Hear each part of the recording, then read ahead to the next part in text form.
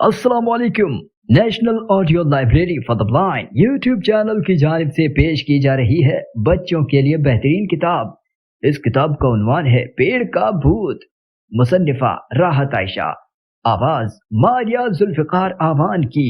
اگر آپ کو یہ کتاب پسند آئے ویڈیو کو لائک کریں، دوستوں کے ساتھ شیئر کریں، چینل سبسکرائب نہیں کیا تو چینل سبسکرائب کر لیں، اور ہاں بیل آئیکن پریس کرنا نہ بھولیں تاکہ آپ کو تمام ویڈیوز بذریعہ نوٹیفیکیشن موصول ہو سکیں۔ کمنٹ باکس میں اپنی محبتوں کا اظہار ضرور کیجیے گا۔ جزاک اللہ۔ آسان کام۔ ہائے اللہ، اس گھر میں کتنا ظلم ہو رہا ہے مجھ ننھی سی جان پر۔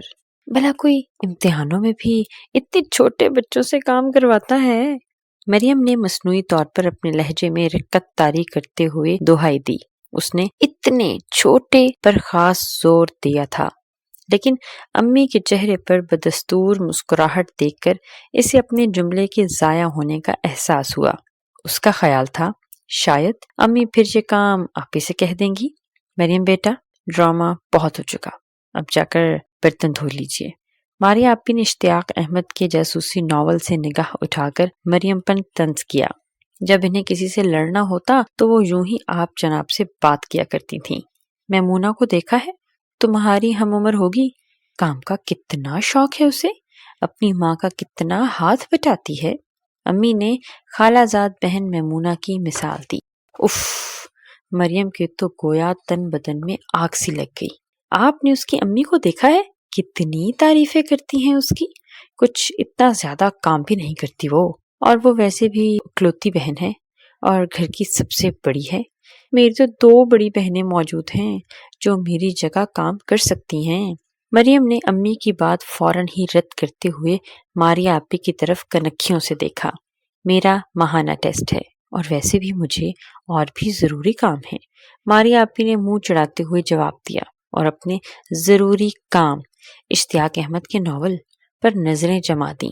رہنے دو تم، میں خود ہی دھو لیتی ہوں۔ امی نے ناراض ہوتے ہوئے سبزی کی ٹوکری ایک طرف سرکائی اور کھڑی ہونے لگی۔ اچھا نا، جا تو رہی ہوں، آخر میں ہی دھوں گی، اور کون اس گھر میں میرے سوا اتنا مظلوم ہے؟ مریم منہ بسورتے اٹھ کھڑی ہوئی۔ دراصل ماجرا یہ تھا کہ امی نے سب کے ذمے گھر کے کام بانٹ دیے تھے۔ مریم کے حصے میں شامل تھی شام کی چائے اور رات کے کھانے کے برتن۔ ماریا رات کو کھانا بناتی ہے، جبکہ ملیحہ صفائی کا کام سر انجام دیتی۔ ناشتہ اور کھانا تو امی ہی بناتی۔ مریم کو لگتا تھا اس کا کام سب سے مشکل ہے۔ مریم، پلیٹیں لے آؤ۔ امی کی آواز پر مریم نے کمرے کی کھڑکی سے سر نکال کر لاؤنج میں جھانکا۔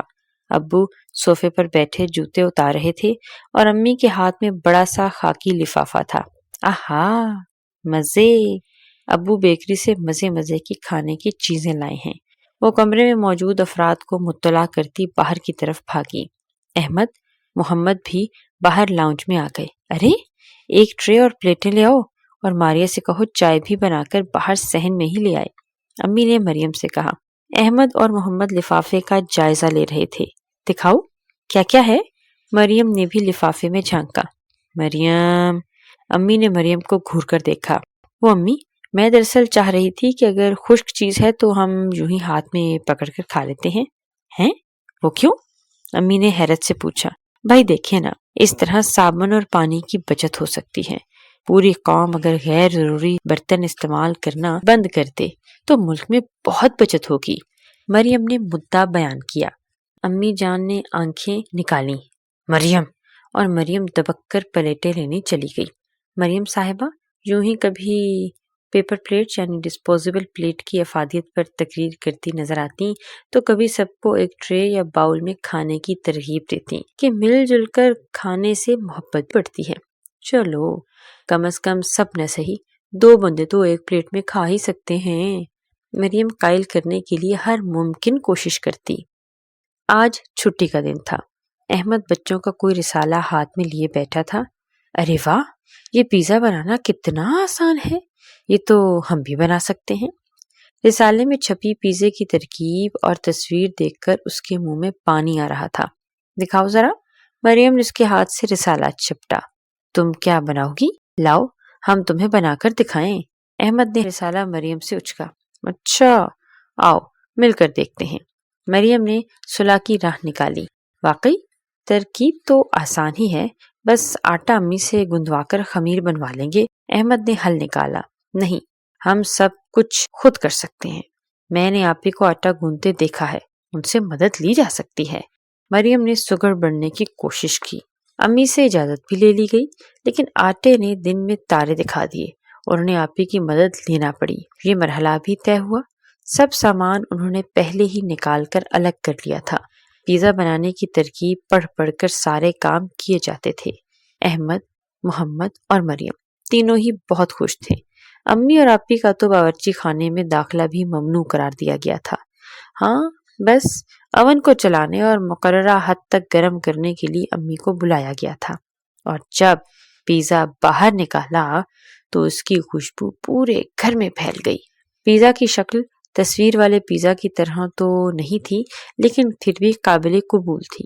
سب سے شاباش ملنے پر تینوں خوشی سے پھولے نہیں سما رہے تھے۔ اب باورچی خانہ بھی صاف کر لیا جائے، مریم نے سوچا۔ اف، یہ کیا؟ باورچی خانے کا تو حال ہی الٹا تھا۔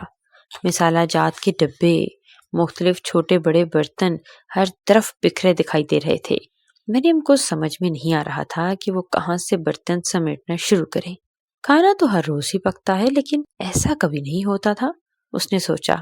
امی اور آپی کھانا پکانے کے دوران استعمال ہونے والے برتن ساتھ ساتھ دھوتی جاتی۔ کوئی چیز گر جاتی تو اسے اسی وقت صاف کر دیا جاتا۔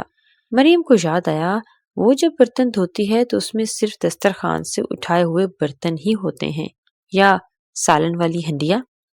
مریم بیٹا، نل آہستہ کھولو، تیز نل کھولنے سے پانی بھی ضائع ہوتا ہے اور آپ کے اوپر چھینٹے بھی پڑتے ہیں۔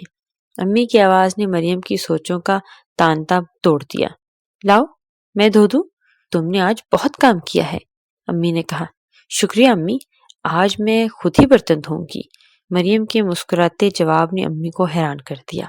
شکریہ امی، آپ نے مجھے بہت آسان کام دیا ہے، مریم نے کہا۔ امی نے حیرت سے مریم کو دیکھا اور مسکراتے ہوئے مرچ مسالوں کے بکھرے ڈبوں کو ترتیب سے رکھنے لگیں۔